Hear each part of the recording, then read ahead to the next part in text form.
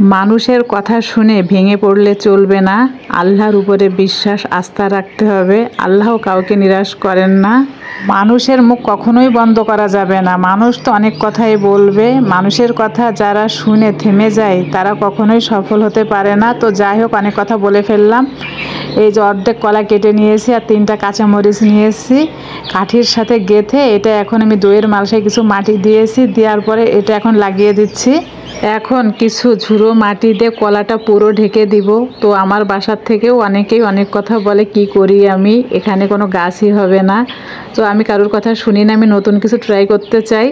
হোক না হোক পরের কথা। তো এখানে একটা অন টাইমের গ্লাস নিয়েছি, নিয়ে আমি চারিপাশে এই যে একটু ছিদ্র করে নিয়েছি, উপরে একটা ছিদ্র করে নিয়েছি। তো এখন এটা ঢেকে দিব।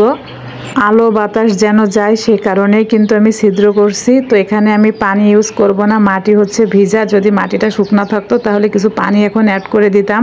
আল্লাহ যদি ঝাল থেকে গাছ দেয়, গাছ থেকে ঝাল দেয়, সেটা যদি আমাকে আল্লাহ বাঁচিয়ে রাখে, নেক্সট কোনো ভিডিওতে ইনশাল্লাহ শেয়ার করব।